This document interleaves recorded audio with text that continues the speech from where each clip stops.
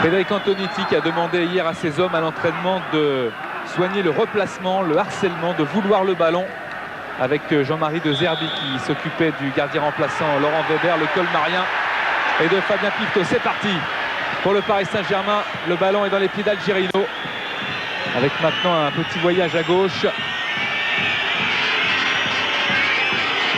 Un rush et une première passe en profondeur contrée par Souma.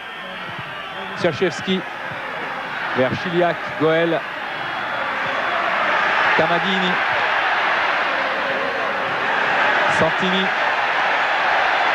Santini qu'on avait vu souffrir énormément en fin de match l'autre jour à Bollaert. Moravchik repris par Laurent Fournier. Moreau.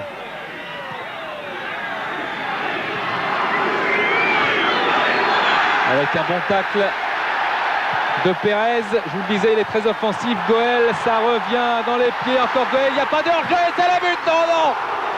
Occasion de Wilfried Goel, alors que Bernard Lama regardait le juge de touche et fait signe à Monsieur Bata qu'il y a un joueur parisien qui était touché. Ça ne va pas arranger les affaires de Bernard Lama avec le public.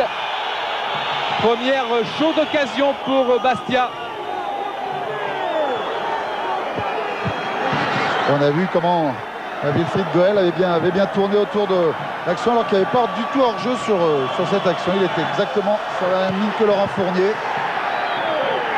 Et Claude Frédéric Antonetti qui demande à ses joueurs de ne pas reculer et d'essayer de garder la pression pour maintenir cette formation parisienne dans sa moitié de terrain. Pérez encore pour Goel qui a taclé par derrière. Paul Le Guen reste à terre et carton jaune pour Wilfried Goel. Camadini, roll. Moravchik, long ballon vers Chiliac. Reprise de Tchaichevski qui tente une frappe lointaine. Et là, le contre avec Ngoti pour sa cheville. C'est pas ce qui pouvait arriver de mieux d'entrée de jeu pour Tchaichevski. Ballon qui s'élève. La reprise du gauche de Roll, elle est terrible. Faite de puissance, mais manque de précision pour Cyril Roll. Ricardo Fabrice nous disait à l'hôtel tout à l'heure, justement, chez l'ami Walter, qu'il allait essayer de prendre en compte. Très bonne passe d'Alou pour Loco qui va, et intervention qui malheureusement pour les Bastiais n'est pas décisive, puisque Patrice Loco marque là un beau but pour le Paris Saint-Germain. Regardez Monsieur Oufrazi pour voir son drapeau, il ne l'a pas levé. Monsieur Bata accorde ce but et donc 1-0 pour le Paris Saint-Germain. Il n'y avait aucune raison de lever ce drapeau, pour Loco du moins. Et Loco est allé défier Fabien Pifto qui a touché ce ballon. Extérieur pied droit, et il fait que freiner la trajectoire de la balle. Il regarde s'il n'y avait pas une solution. Et c'est avec l'effet que finalement ce ballon, c'est un gros coup dur pour les Bastiais, juste au moment où on est en train de dire que Ricardo, c'est ce qu'il voulait, c'est de conserver, de garder le ballon au maximum pour essayer de prendre en compte sur les appels de balles de Patrice Loco. Pérez au deuxième poteau, la tête de Tchaichevski dans les bras de Lama. C'était bien joué comme combinaison, c'était très précis de la part de Sébastien Pérez pour la tête de Piotr Tchaichevski.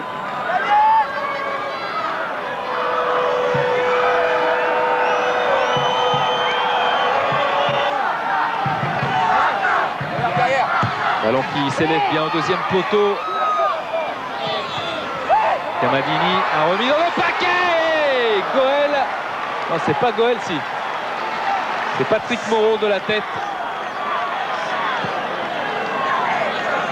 Ah non, je crois que vous aviez raison. C'était Wilfried Goel. C'était Goel. Ils étaient 3 dessus. Dommage pour le PSG que le Roi n'ait pas bien dosé sa passe. Tchaichevski pour Moravchik. Moravchik. Chiliac. Et c'est à côté du cadre de Bernard Lama. Voilà exactement le genre d'action, Denis, qui sont plus efficaces du côté Bastiais quand Antoine Drobniak est dans ce genre de situation, parce que c'est sa qualité, sa puissance. Guérin pour jouer ce coup franc. Guérin, c'est bien joué et ça va être le but. Pifto qui sauve cette fois son équipe, qui s'est parfaitement détendu.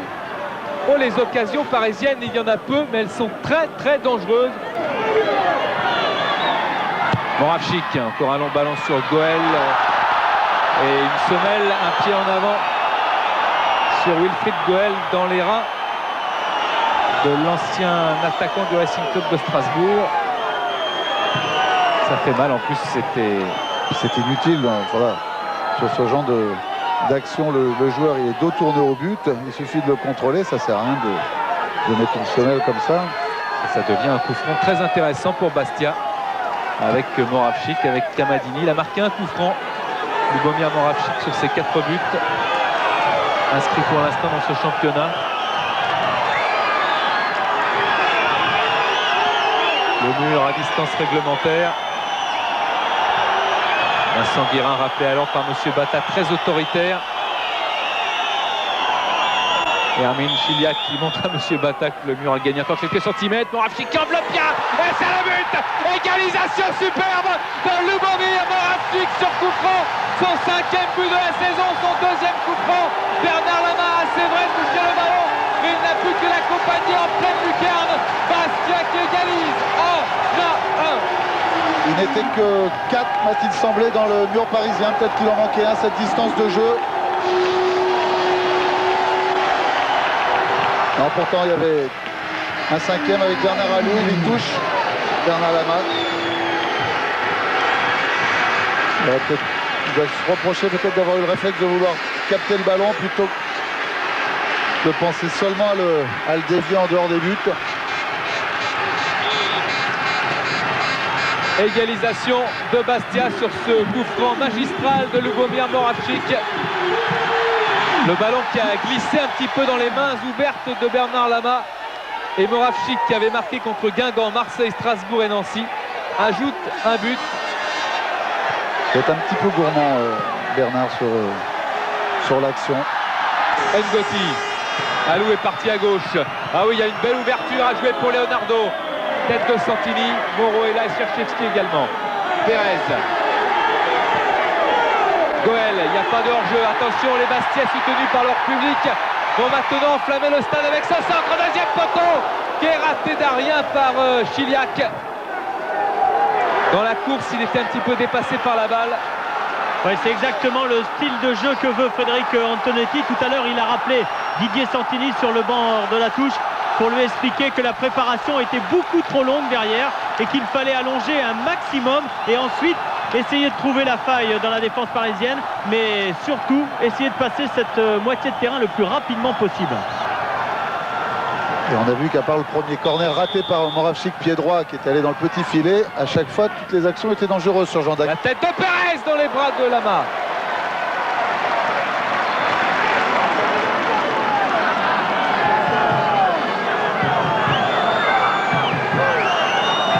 Sosowski derrière avait préparé son geste pour une reprise de volée. Lui aussi, il laissait livrer à lui-même dans les 16 mètres 50. Moravchik, c'est parti pour la tête. Oh là là, quel super arrêt de Bernard Lama. Tête termine Chiliak qui, c'est vrai, a mis cette tête un petit peu sur le gardien, mais elle était violente. Mais une fois de plus, bon, ça fait 4 fois qu'on répète la même chose, mais une fois de plus, un coup franc excentré. Et à nouveau, une liberté totale laissée aux attaquants bastiais. Cherchevski, Pérez, vers Souma et vers Goel. Kennedy, et ça devient une passe. Et Pivot est obligé de sortir très rapidement de ses buts dans les balles contrées. Ça arrive systématiquement sur le coup, qui est particulièrement bien placé en général. Guérin. Moreau dégage avec son pied gauche en touche. Ah oui, bons appels de Patrice Loco entre la ligne défensive des Bastiais et Morlaï Souma qui vient un petit peu décrocher de temps en temps, donc qui couvre les appels de Patrice Loco. Ce sont pratiquement les seules actions de but où les Parisiens étaient dangereux, mais ils les ont multipliées ces actions depuis le début de la rencontre. Kamadini et Frédéric Antonetti, Denis, qui a demandé à ses joueurs de calmer un petit peu en ce moment. Avec Pérez qui redevient offensif. Pérez, Chiliak encore la tête dans les bras de Lama. Et bien si Drobniak n'est pas là avec sa tête, Chiliak lui, il est bien là et il en place quelques-unes.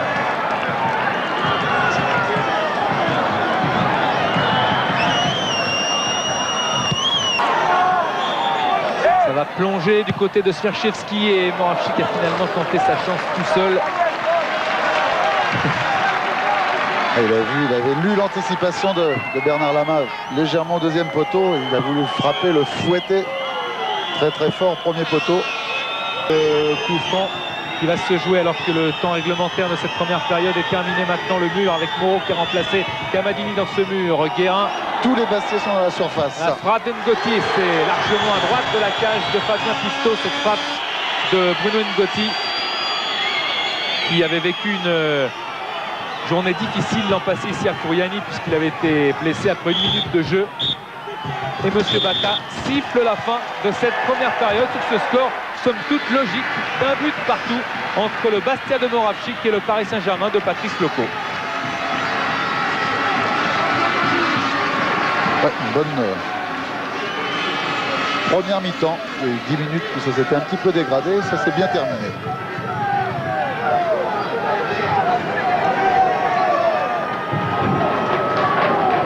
Claude et Denis, on va retrouver le buteur Bastia, on va le raccompagner un petit peu au vestiaire. Lobo, il y a eu une mise en route un petit peu difficile de la part de Bastia et puis progressivement, eh bien, l'équipe s'est un petit peu libérée. Quelles ont été les sensations, vous, sur le terrain? Parce qu'on a rencontré une très bonne équipe. Ils ont été bien derrière, regroupés, ils ont bien sorti le ballon. En contre-attaque, ils ont été très dangereux. Pour ça, on avait un peu peur, c'est livré. Pour ça, on a resté un peu derrière, attendre ce qui se passe. Mais le but, ça nous faisait du mal et on était obligé de ressortir et faire le maximum pour revenir au score. Et comme souvent dans ces matchs-là, c'est un coup de pied arrêté qui a fait que Bastia est revenu dans la partie. Je crois qu'il faut avoir des réussites. Moi, j'ai eu, c'est un partout. Merci, Lobo.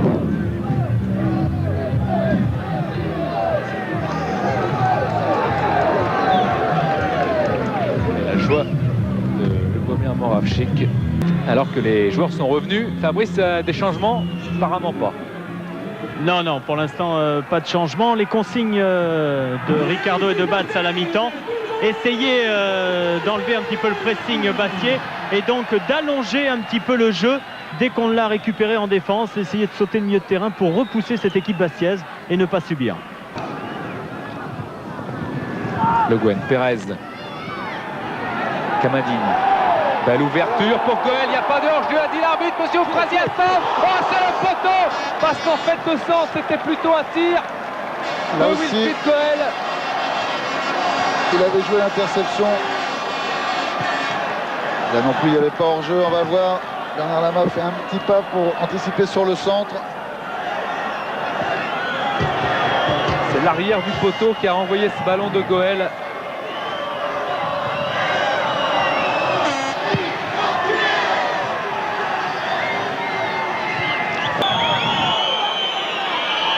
La frappe d'Ngotti au-dessus de la cage de Pifto. Elle était très très bien partie. Cette balle fulgurante de Bruno Ngotti. Une puissance impressionnante. On va voir que ça passe juste au-dessus de la transversale. Changement pour le Sporting Club de Bastia. Sortie du numéro 5, Didier Santi. Entrée en jeu du numéro 14, Mamadou Faye.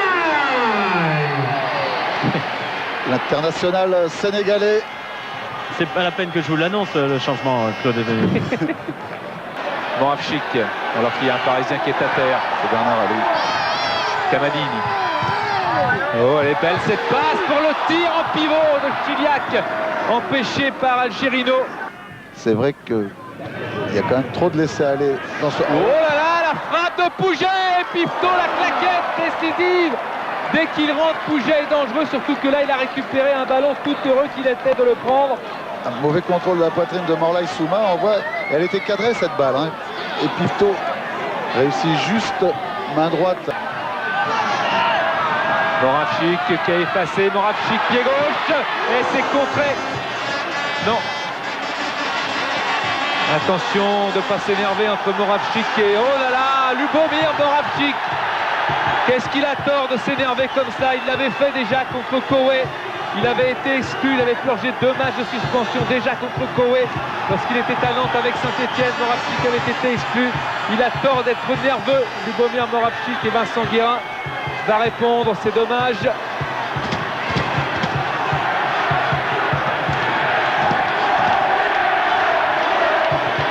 Ça fait surtout dommage que ce match parfaitement correct du début à la fin, tant sur le terrain que dans les tribunes, tout a été parfait, c'est bien ce que fait M. Bata. Fuma, bonne intervention de Fuma encore. Beaucoup de sobriété dans le jeu de Bruno N'Goti. Deli Valdés qui a été un petit peu accroché par Pérez au moment de sa volonté de frapper. Pérez qui a tenté le petit pont, il est trop gourmand, il s'enflamme, Sébastien Pérez, et il a perdu le ballon et c'est le but. Oh là là! L'occasion de Pouget, la bévue de Sébastien Pérez, et ça traduit exactement ce que craint Antonetti par rapport à Sébastien Pérez. Ça veut dire que c'est un arrière latéral extrêmement bon parce que très bon contre-attaquant, buteur, mais défensivement il y a des lacunes à combler et il a perdu la balle. Et là si ça fait but, Roll. Très honnêtement, j'avais vu aussi hors jeu Deli Valdés sur le ballon donné par Cyril Pouget. Roll, Moravchik, Camadini. Ils ne savent pas trop quoi faire là, dans les attaques, les Bastiais, Moravchik encore, Moravchik qui a fixé la main, qui hésite, qui frappe, bien bloqué par Lama, il avait emmené ce ballon et il voulait encore défier Bernard Lama, Lubomir Moravchik, ça a failli fonctionner. Toutes ces feintes de frappe, ces crochets intérieurs et ces frappes derrière, pied gauche, pied droit, c'est quand même un joueur exceptionnel. Il n'y a pas d'appui du côté des Blancs. Alors Pérez y va avec Goel un petit peu à contre-pied, mais ça va quand même sur Camadine. Pérez dans la surface de réparation, il y a un contre favorable. La main qui s'est jetée. Oh, il a sauvé Laurent Fournier. Van de Castel, il y a le feu dans la défense parisienne. Et dégagement d'N'Goti. Alou devant Camadini, Alou qui est passé et encore des contre favorables. Van de Castel, Pifto a appelé ses défenseurs qu'il fallait lui laisser la balle, c'est ce qu'ils ont fait. Ils l'ont laissé ce ballon dans les bras. Et le public demande à ce que ça aille très vite, très loin, très haut. Ils en veulent, les supporters de Bastia, mais malheureusement pour eux, c'est terminé. Sur ce score de 1 but partout entre Bastia et le Paris Saint-Germain, c'est Patrice Lecaux qui avait ouvert le score, Lubomir Moravchik égalisant en première période. 1 partout.